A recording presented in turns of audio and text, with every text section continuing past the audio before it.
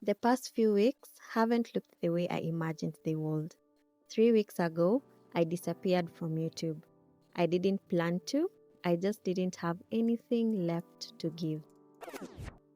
Every morning, I still woke up, still went to work, I still washed dishes, I still cooked, I still replied to messages, I still smiled when people asked how I was doing.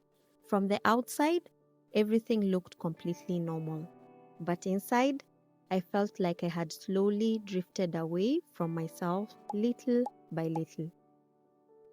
One difficult day became another, one postponed decision became another, and then one exhausting week became three. And somewhere between trying to keep everything together, I forgot to check in with the person carrying it all.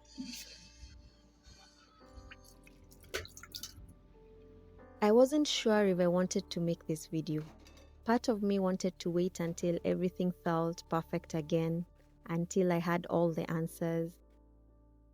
But then I realized that's not what intentional living has taught me. Intentional living isn't about showing up only when life is easy. Sometimes it's about showing up exactly as you are. One thing I noticed about myself was how much time I started spending on my phone and on TV, watching videos, picking it up without even thinking, then putting it down, only to pick it up again a few minutes later. I once came across an idea in psychology that really stayed with me.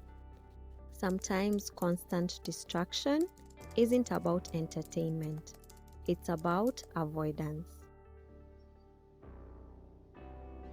We reach for our phones because they help us postpone difficult thoughts. They fill the silence. They keep us busy enough not to feel what's underneath. At first, I thought my problem was screen time. I told myself that maybe I just need another digital detox.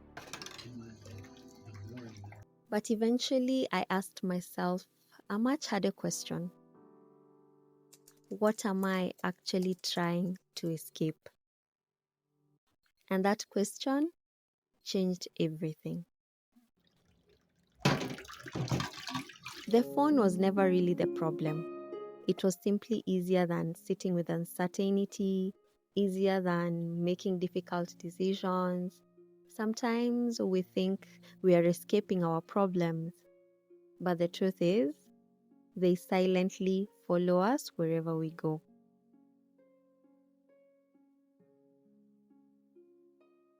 But life didn't stop. Work became more demanding, family needed my attention, there were decisions waiting to be made, questions I didn't know how to answer, and I kept telling myself, just get through today. Then tomorrow became another day and another, until I realized that I wasn't living anymore, I was only surviving.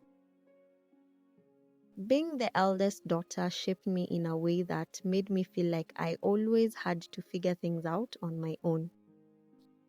Somewhere along the way, I learned to carry things silently, to figure things out on my own, to stay strong. Asking for help has never come naturally to me. Not because I think I know everything, but over the years, I've learned that too many opinions can slowly pull you away from your own voice. Every person gives advice through the lens of their own experiences, their fears, their beliefs, and the life they've lived. Sometimes it's exactly what you need, but other times it reflects their own journey, not yours. And while advice can be valuable, sometimes listening to too many voices can slowly pull you further away from your own. People often think minimalism is about owning fewer things. And yes, that's part of it. But over the years, I've realized that it's really about making space. Space to rest without feeling guilty for slowing down.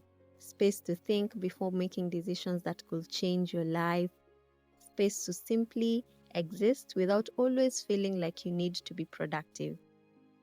And maybe the hardest space to create is the space inside your own mind.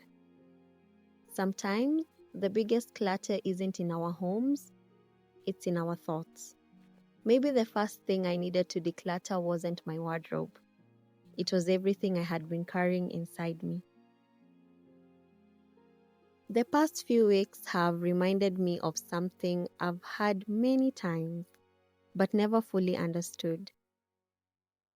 We don't always choose what happens to us, but we do get to choose how we respond. I am still figuring things out, and honestly, I think most of us are. There are still decisions I am praying over, questions that are still sitting in the back of my mind, but I'm learning that peace of my mind doesn't come from having your whole life perfectly figured out. It comes from trusting that you don't need to see the entire path before taking the next step, even if it's just getting out of bed. We often underestimate these small moments because they don't look extraordinary. But sometimes growth doesn't always look like moving forward as fast as possible. Maybe sometimes it looks like coming back to yourself. So, what does coming back to yourself look like to you? Let me know in the comments section.